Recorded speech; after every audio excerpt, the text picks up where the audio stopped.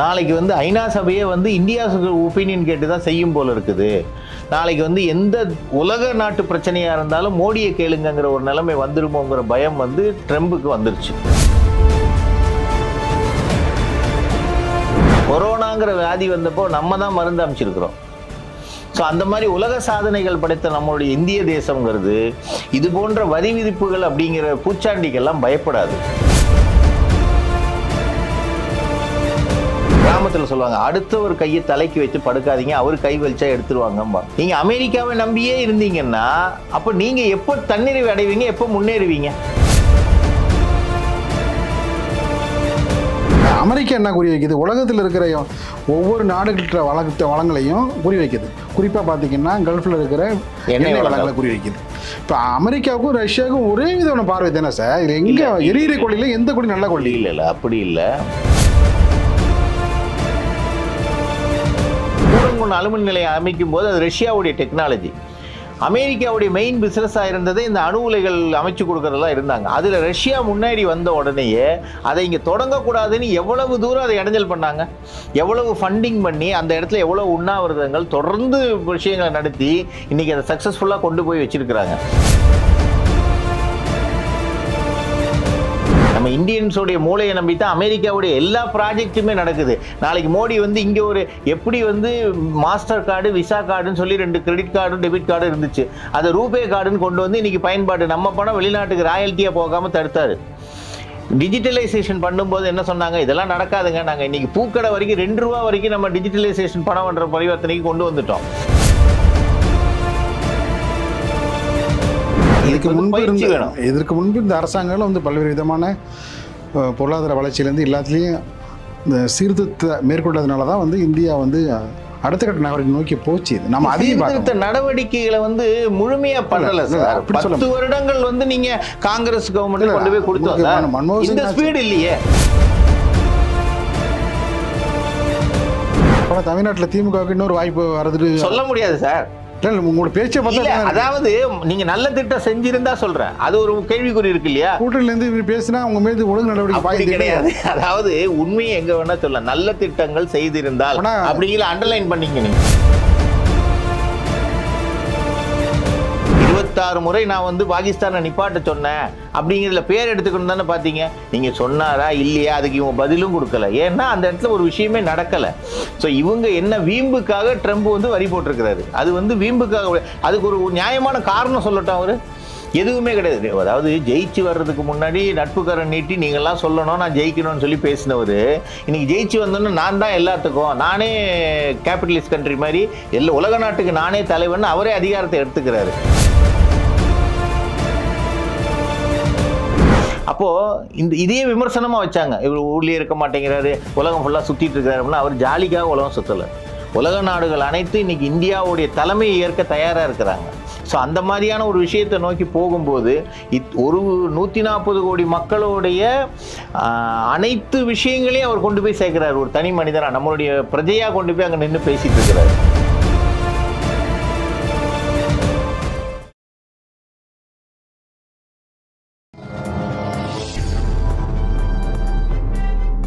பத்திரிகை.com நேயர்களுக்கு இனிய வணக்கம். இன்றைய நிகழ்ச்சி நம்மோடு சிறப்பு விருந்தினராக இணைந்திருப்பவர் பொருளாதார ஆர்வலர், அரசியல் விமர்சகர் பாபு பரமேஸ்வரன் அவர்கள். வணக்கம் சார். வணக்கம். அமெரிக்க இந்திய இரு நாடுகளுக்கான இந்த உறவு இறக்குமதி வரி விதிப்பால் ட்ரம்போட அதிரடியான அந்த அதிகப்படியான வரி விதிப்பால் பார்த்திங்கன்னா பல்வேறு நிலைப்பாடுகளை நம்ம வந்து மேற்கொள்ள வேண்டிய கட்டாயத்துக்கு ஆளாக்கப்பட்டிருக்கிறோம்.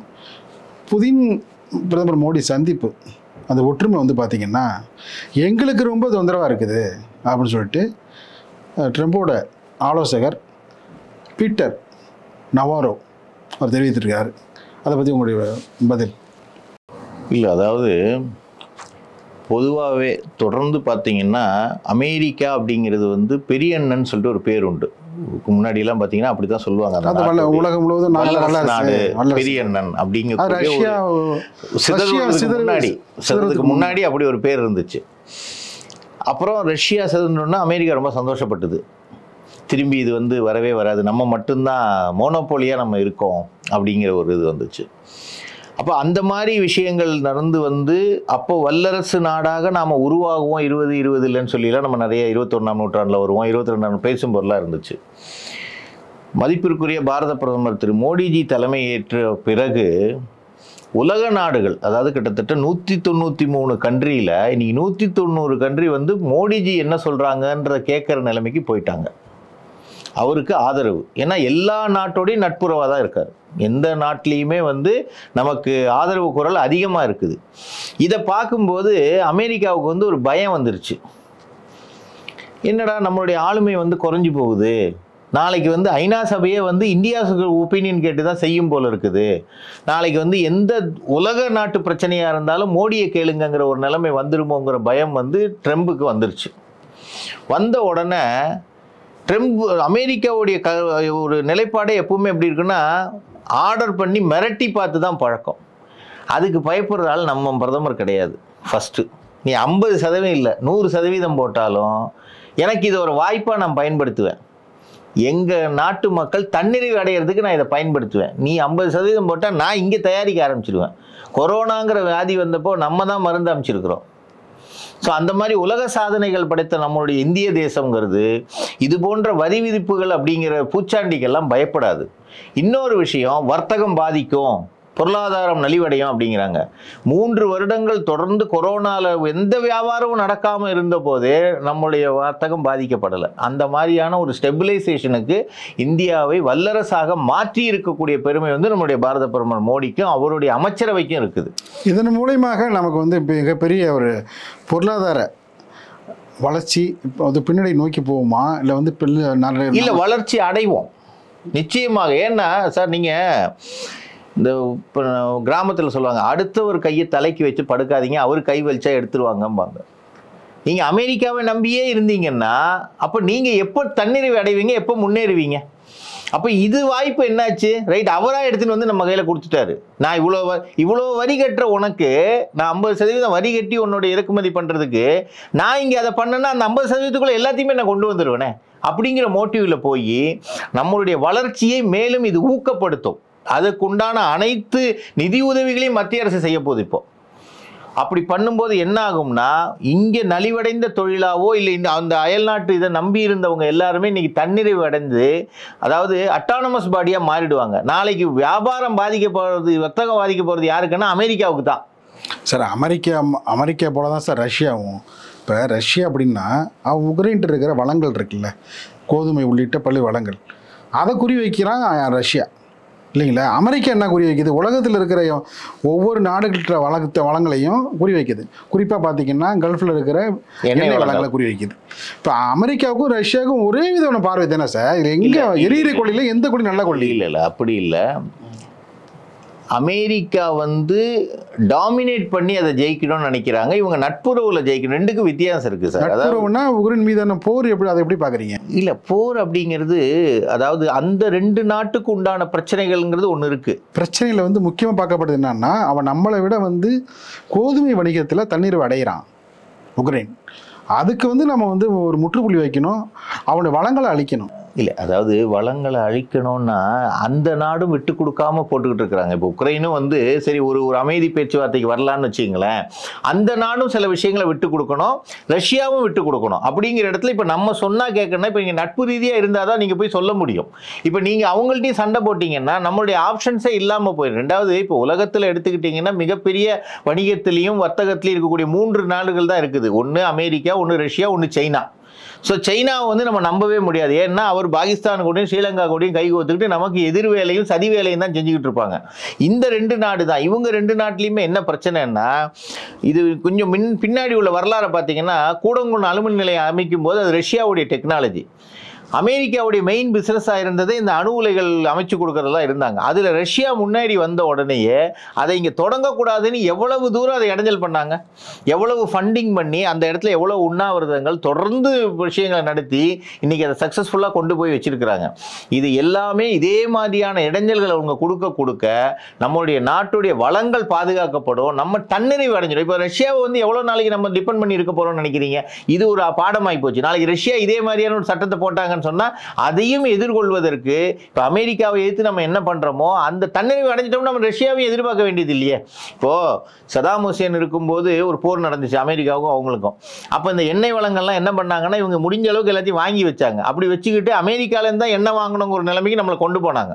கொண்டு போய் தான் ரேட் எங்கேயோ போய் வந்துச்சு. இப்போ அந்த விஷயங்கள் எல்லாம் குறைச்சு அதனால தான் இன்னைக்கு நம்மளுடைய மத்திய அரசாங்கம் இந்த இவி வெஹிக்கிளையும் பேட்டரி இந்த மாதிரியான வெஹிக்கிள் சிஎன்சி வெஹிக்கிள் எல்லாம் வந்து ஊக்குவிச்சு டீசல் இதை வந்து குறைக்கணும் பயன்பாட்டை அப்படிங்கிறனால தான் பெட்ரோல் விலையவே குறைக்காம வச்சிருக்கிறாங்க. உண்மையான நிலவரம் வந்து நம்ம தன்னிறைவு அடையணும்னு வச்சுங்களேன். சில விஷயங்கள் இப்போ நம்ம நினைப்போம் இன்னைக்கு வந்து பெட்ரோல் விலையை வந்து 100 ரூபா இருக்கிறத வந்து 50 ரூபா ஆக்கலாமே, ஆக்கிடலாம். ஆனால் பொருளாதாரத்தில் உலக நாடுகள் எல்லாம் நம்மளை வந்து அச்சுறுத்தாமல் இருக்கணும். நம்ம பொருளாதாரத்தில் வந்து வளமாக இருந்தால் மட்டும்தான் பண்ண முடியும். டெக்னாலஜி அதே மாதிரி இப்போ அமெரிக்கா வந்து நம்ம வேணா சொல்லிக்கலாம் அமெரிக்காவை நம்பி தான் நம்ம இருக்கோம்னு சொல்லலாம். ஆனால் அமெரிக்கா நம்மளை நம்பி தான் இருக்கு. நம்ம இந்தியன்ஸோடைய மூளையை நம்பி தான் அமெரிக்காவுடைய எல்லா ப்ராஜெக்ட்டுமே நடக்குது. நாளைக்கு மோடி வந்து இங்கே ஒரு எப்படி வந்து மாஸ்டர் கார்டு விசா கார்டுன்னு சொல்லி 2 கிரெடிட் கார்டும் டெபிட் கார்டும் இருந்துச்சு, அதை ரூபே கார்டுன்னு கொண்டு வந்து இன்னைக்கு பயன்பாடு நம்ம பணம் வெளிநாட்டுக்கு ராயல்ட்டியாக போகாமல் தடுத்தாரு. டிஜிட்டலைசேஷன் பண்ணும்போது என்ன சொன்னாங்க, இதெல்லாம் நடக்காதுங்க, நாங்கள் இன்னைக்கு பூக்கடை வரைக்கும் 2 ரூபா வரைக்கும் நம்ம டிஜிட்டலைசேஷன் பணம் பண்ற பரிவர்த்தனைக்கு கொண்டு வந்துட்டோம். இதுலேயும் நம்மளுடைய சொந்த இது வேணும் அப்படிங்கிறதுனால இந்திய கவர்மெண்டோடைய விஷயங்களை நிறைய கொண்டு வந்துட்டு இருக்கிறாங்க.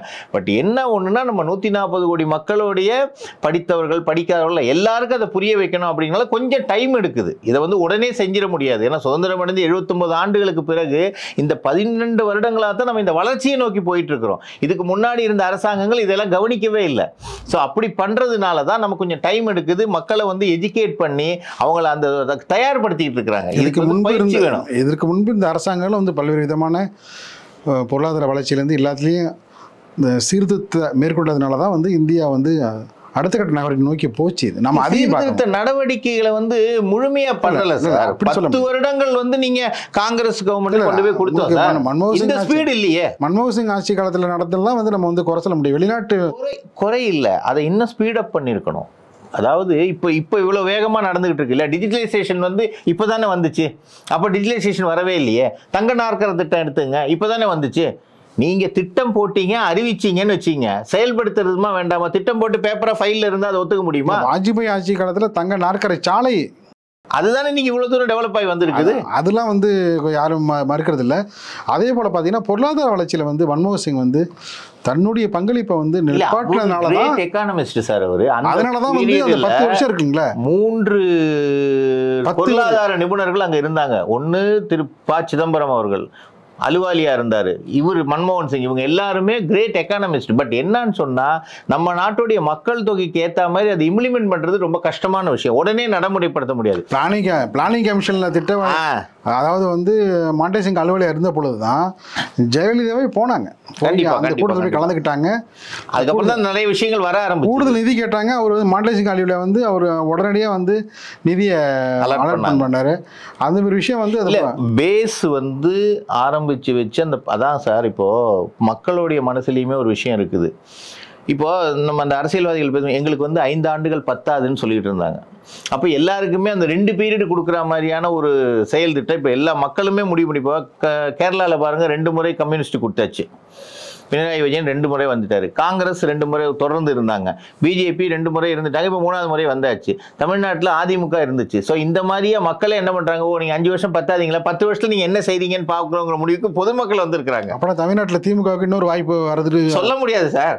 உங்களோட பேச்சை பார்த்தா, அதாவது நீங்க நல்ல திட்டம் செஞ்சிருந்தா சொல்றேன், அது ஒரு கேள்விக்குறி இருக்கு இல்லையா? கூட்டணியில இருந்து பேசினா உங்க மீது ஒழுங்கு நடவடிக்கை கிடையாது. அதாவது உண்மையை எங்க வேணா சொல்லலாம், நல்ல திட்டங்கள் செய்திருந்தால் அப்படிங்கிற அண்டர்லைன் பண்ணீங்க. நீங்க இப்படி சொல்லலாமா? அதை பாபு பரமேஸ்வரன் திமுகவுக்கு இன்னொரு வாய்ப்பு கொடுத்தால் மிகவும் நன்று அப்படின்னு சொல்லலாமா? இல்ல இப்போ அப்படி பாத்தீங்கன்னா இப்போ என்ன நடக்க போகுதுன்னு நினைச்சீங்கன்னா, தமிழக அரசியல்ல மக்களுடைய முடிவு தான் கடைசி முடிவு. நம்ம என்ன வேணா கட்சி ரீதியாக பேசுறதுங்கிறது வேற விஷயம் சார். ஆனால் அவங்க சொல்லக்கூடிய அரசியலில் இருக்கக்கூடியவங்க, அதிகாரத்தில் இருக்க, எங்களுக்கு 5 வருஷம் கொடுத்து எங்களுக்கு பத்தலை, இன்னொரு வாய்ப்பு கொடுத்து தான் நாங்கள் செஞ்சிருப்போம். அப்போ மக்கள் என்ன சொல்றாங்க, 5வது வருஷம் கொடுத்துட்டு நீ செஞ்சியான்னு கேள்வி கேட்பாங்களா மாட்டாங்களா? அப்போ அதோட முடிஞ்சு போயிடும் இல்லையா? ஸோ இது வந்து ஒரு உதாரணத்துக்காக நம்ம சொல்லக்கூடிய விஷயங்கள். நிச்சயமாக மத்திய அரசு வந்து இது போன்ற அச்சுறுத்தல்களுக்கு பயப்படாது. இப்போ இருக்கக்கூடிய மோடிஜி வந்து நிச்சயமாக எந்த விஷயமான, அதாவது பாகிஸ்தானுடைய நேரடி தாக்குதலையே நம்ம கண்டவங்க. ஸோ அந்த மாதிரியான விஷயங்கள்ல நிச்சயமா தைரியமான முடிவெடுத்து மக்களுடைய பாதுகாப்பையும் வாழ்வாதாரத்தையும் பொருளாதாரத்தையும் நிச்சயமாக அவர் வந்து நல்ல நிலைமை கொண்டு போவாருங்கிறது எங்களுடைய கருத்து. புதின் மோடி சந்திப்பு இது அடுத்த கட்ட நகர்வு எப்படிலாம் வந்து அமையும்? ஆக்கப்பூர்வமான பலன் வந்து இந்தியாவுக்கு கிடைக்குமா? நிச்சயமா இருக்கும். எப்படி சொல்றீங்க? அதாவது ரஷ்யாவுக்கும் அமெரிக்காவுக்கும் ஆகாது, ஜென்ரலாக பேசணும்னு வச்சுங்க. அவங்க 2 பேருக்கும் ஆகாது. இப்போ இந்தியாவுக்கும் அமெரிக்காவுக்கும் ஆகாது. இப்போ மோடிஜி வந்து புதினை பார்க்குறாரு. எதிரிக்கு எதிரி நட்பு இல்லை சார், எதிரிங்கிறதே விட்டுடுங்க. நம்ம எதிரி நாடாக நம்ம வந்து இது வரைக்கும் டிக்ளேர் பண்ணவே இல்லை. நான் சொல்றது ரஷ்யா அமெரிக்கா சொல்கிறேன். அதான் அவங்க வந்து எதிரியாக தான் இருக்கிறாங்க இன்னைக்கு வரைக்கும். ஏன்னா ரஷ்யாவோடைய அழிவில் தான் அமெரிக்கா வந்து லாபம் பார்த்துக்கிட்டு இருந்தாங்க. அது அமெரிக்காவோடு இருக்கக்கூடிய இந்த பக்கம் நம்மகிட்ட வந்து நீங்கள் வந்து நேசக்கரம் நீட்டுங்க, நீங்கள் பேச்சுவார்த்தை நடத்துங்க பாகிஸ்தான்கிட்ட போய் நீ சண்டை போடும்பாங்க. இது அமெரிக்காவுக்கு யார் அதிபராக வந்தாலும் இதுதான் நடந்துகிட்டு இருக்கு. நம்ம பார்த்துக்கிட்டு இருக்கோம். தொடர்ந்து 40-50 வருடங்களாக நம்ம இதை பார்த்துக்கிட்டு இருக்கிறோம். அப்போ நம்மளுடைய நிலைப்பாடை உறுதிப்படுத்தணும்னா, இங்கே பாரு, நீ எனக்கு எதுவுமே செய்ய மாட்டேன்னு சொல்கிற, அந்த கண்ட்ரி கொடுக்குறேன்னு சொல்கிறான், இல்லை அந்த நன்றோடு நான் நட்புறவில் இருக்கிறேன். அப்படிங்கும்போது இது எதிரிக்கு விடப்பட்ட ஒரு எச்சரிக்கையாக தான் நம்ம பார்க்கணும். அப்போ நட்பு கரத்தை நீட்டுறதுக்கு நம்ம தயாராக இருக்கணும். இப்போ 50% வரி போட சொல்லி நம்மளா சொன்னால் அவர் வீம்புக்கு தானே போட்டார். இது எங்கேருந்து வந்துச்சு? 26 முறை நான் வந்து பாகிஸ்தானை நிப்பாட்ட சொன்னேன் அப்படிங்கிறதுல பேர் எடுத்துக்கணும் தானே பார்த்தீங்க. நீங்கள் சொன்னாரா இல்லையா, அதுக்கு இவங்க பதிலும் கொடுக்கல. ஏன்னா அந்த இடத்துல ஒரு விஷயமே நடக்கலை. ஸோ இவங்க என்ன வீம்புக்காக ட்ரம்ப் வந்து வரி போட்டிருக்கிறாரு. அது வந்து வீம்புக்காக, அதுக்கு ஒரு நியாயமான காரணம் சொல்லட்டும். அவர் எதுவுமே கிடையாது. அதாவது ஜெயிச்சு வர்றதுக்கு முன்னாடி நட்புக்கரம் நீட்டி நீங்கள்லாம் சொல்லணும் நான் ஜெயிக்கணும்னு சொல்லி பேசினவர், இன்னைக்கு ஜெயிச்சு வந்தோன்னு நான் தான் எல்லாத்துக்கும், நானே கேபிட்டலிஸ்ட் கண்ட்ரி மாதிரி உலக நாட்டுக்கு நானே தலைவன் அவரே அதிகாரத்தை எடுத்துக்கிறாரு. இது நிச்சயமாக எல்லா நாட்டோடையும் நம்ம இந்தியா வந்து நட்புக்கரம் பேசிக்கிட்டு இருக்கிறாங்க. அனைத்து தொழில்நுட்பங்களையும் நம்ம வாங்கிட்டு இருக்கிறோம். வாங்கி நம்ம இங்கே செய்கிறோம். எதையுமே அவங்கள்ட்ட முன்னாடி எப்படின்னா நீங்கள் அங்கேருந்து செஞ்சு கொடுங்கன்னு சொல்லிட்டு இருந்தோம். இப்போ அந்த விஷயங்கள் கிடையாது. இந்தியாவை பொறுத்த வரைக்கும் நாம் தன்னிறைவு அடைய வேண்டும், சூப்பர்லேட்டிவ் கண்ட்ரியாக வரணும்னா அந்த டெக்னாலஜியை நான் வாங்கிக்கிறேன், நான் ஏன் ஆளை வச்சு செஞ்சுக்கிறேன், ஏன் ஆள் தான் அங்கே வந்து உனக்கு வேலை பார்க்குறான் அப்படிங்கிற மாதிரியான ஒரு நிலைப்பாட்டில் இருக்கிறாங்க. உலக நாடுகளில் அதாவது இந்தியாவுடைய ஒரு புகழ் அப்படிங்கிறது பெரிய லெவலில் போயிட்டு இருக்குது. நிச்சயமாக ஐநா சபைக்கே நம்ம மோடிஜி வந்து தலைவராக வந்ததுக்கு வாய்ப்புகள் இருக்குது. அதை வந்து நிச்சயமாக இறைவனர்களால் அது நடக்கும். இந்திய தேசத்து மக்களுக்கு அனைத்தும் தன்னிறைவடைந்து உலகத்துக்கே வழிகாட்டக்கூடிய தேசமாக பாரத தேசம் வழங்குங்கிறத நாங்கள் நம்புகிறோம். இந்திய ரஷ்யா அந்த புதிய நட்பு இதை பயன்படுத்தி ரஷ்யா மீண்டும் சோவியத் யூனியனை வந்து ரொம்ப பலமாக கட்டமைக்க முயற்சித்தா? இல்லை, அதாவது ஒரு பலமாக இருந்த நாடு தான் அது. திடீர்னு சில குழப்பங்களால் வந்து அது சிதறுண்டு போய் இன்னைக்கு ஒரு நட்புறவு மூலமாக அனைத்து அந்த சிதறுண்ட பகுதிகளை வந்து ஒருங்கிணைக்கணும்னு நினைக்கிறது தவறு கிடையாது. பட் அதற்குள்ளே இருக்கக்கூடிய சின்ன சின்ன சிக்கல்கள் பிரச்சனைகள் எல்லாத்தையும் வந்து அவங்க சரி பண்ணிக்க வேண்டிய விஷயம். அது உலக நாட்டுடைய பிரச்சனை, ரஷ்யாவுடைய பிரச்சனையில் வந்து நம்ம போய் ஒன்றும் செய்ய முடியாது. நம்ம நட்போடு இருக்கும்போது நம்மளுடைய நேசக்கரங்கள் நம்மளை வந்து அவங்க எப்படி வச்சுருக்காங்கன்னா, இன்னைக்கு உலகத்திலேயே அனைத்திலையும், அதாவது மக்கள் தொகையில் சிறந்த நாடாகவும் டெக்னாலஜிக்கலி நல்ல நாலேஜ் உள்ள பர்சனாகவும் உலக மக்களுக்கு உதவக்கூடிய எந்த பிரச்சனாலும் ஓடோடி வரக்கூடிய ஒரு உலகத் தலைவராக தான் மோடிஜி அவங்க பார்த்துட்டு இருக்கிறாங்க. ஸோ அப்படிப்பட்ட ஒரு தலைவர் இருக்கும்போது நம்ம நாட்டை ஒருங்கிணைக்கிறது ஒரு தப்பு கிடையாது. ஸோ அந்த விஷயத்திலையும் இந்தியா நிச்சயமாக அவர்களுக்கு எல்லா விதத்திலையும் நியாயமான விஷயங்களுக்கு ஒத்துழைப்பு தருவாங்க. ஸோ அப்படிங்கும்போது அந்த நாடு சேர்ந்து இருந்தால் நல்லது தானே. சிதறுண்டு இருந்து நமக்கு வந்து ஒன்றும் பிரித்து என்ன லாபம் காண போகிறோம்? அந்த அந்த ஒரு சின்ன புத்தி வந்து கிடையாது. ஏன்னா இதை பிரித்து செய்யணுங்கிறது அமெரிக்கா வேணா அப்படி நினைப்பாங்க. ஏன்னா அது பிரிஞ்சா அவன் பலம் குறையும், நம்ம தனியாக போய் அவனை அடிக்கலாம் அப்படின்னு நினைக்கக்கூடிய இது வந்து ட்ரம்புக்கு இருக்கலாம். பட் மோடிஜி வந்து எல்லாரையும் ஒருங்கிணைக்கணும், உலக நாடையே ஒருங்கிணைக்கணும்னு நினைக்கிறேன். ரஷ்யாவை மட்டும் இல்லை, எந்தெந்த நாட்டில் பிரச்சனை இருக்கோ அந்த அனைத்து நாடுகளையும் இப்போ இவ்வளவு தூரம் ஒரு ஊர் பயணம் சொல்லி சுற்றிட்டு இருக்கும்போது எவ்வளவு விஷயங்களை உள்ள கொண்டு வந்திருக்காருங்கிறது வந்து அனுபவத்தில் இருக்கவங்களுக்கு தான் தெரியும். அப்போ இதே விமர்சனமாக வச்சாங்க, இவர் ஊர்லேயே இருக்க மாட்டேங்கிறாரு, உலகம் ஃபுல்லாக சுற்றிட்டு இருக்கிறாரு அப்படின்னா. அவர் ஜாலிக்காக உலகம் சுற்றலை. உலக நாடுகள் அனைத்து இன்னைக்கு இந்தியாவுடைய தலைமையை ஏற்க தயாராக இருக்கிறாங்க. ஸோ அந்த மாதிரியான ஒரு விஷயத்தை நோக்கி போகும்போது ஒரு 140 கோடி மக்களுடைய அனைத்து விஷயங்களையும் அவர் கொண்டு போய் சேர்க்கிறார். ஒரு தனி மனிதனாக நம்மளுடைய பிரஜையாக கொண்டு போய் அங்கே நின்று பேசிட்டு இருக்கிறார். உலக சுற்றுவாழை விமர்சனத்துக்கு முற்றுப்புள்ளி வச்சுட்டாரு சொல்றாங்க. நிச்சயமாங்க. அதோடைய விஷயம் வந்து இன்னைக்கு உலக நாட்டில் இந்தியாங்கிறது எங்கேயோ இருந்த ஒரு கண்ட்ரியாக இருந்துச்சு. நம்ம ஸ்ரீலங்கா, இலங்கை, பாகிஸ்தான் இதெல்லாம் வந்து நம்மளெல்லாம் ஒதுக்கி வச்சிருந்தாங்க. ஒரு பேரில் நம்மளை எதுக்குமே அங்கீகாரம் கிடையாது. கிடையாது தெரியுங்களா. இன்னைக்கு உலக நாடு எல்லாமே என்ன சொல்லுது, இந்தியா என்ன சொல்லுது, மோடிஜி என்ன சொல்றான்னு கேட்குற நிலைமைக்கு நம்ம வந்திருக்கிறோம்னா அது that credit goes to only our prime minister. So அந்த நிலைமையில எந்த நாட்டில் எந்த பிரச்சனை நடந்தாலும் நம்மளுடைய மோடிஜி ஆலோசனை கேட்கும் அளவுக்கு, நம்முடைய மத்திய அமைச்சர்களுடைய ஆலோசனை கேட்கும் அளவுக்கு ஒரு நிலைப்பாட்டை உருவாக்கி இருக்கிறதுனால உலக நாடுகள் அனைத்து அமைதியாக இருக்கணும் அப்படிங்கிற ஒரு நல்ல எண்ணத்தோடு தான் இந்த பயணங்கள்லாம் இருக்குது. இது நிச்சயமாக நல்ல நோக்கம் நிறைவேறும். நிகழ்ச்சியில் பங்கேற்று பல்வேறு கருத்துக்களை தெரிவித்தமைக்கு இதே எங்களுக்கு நன்றி சார். நன்றி.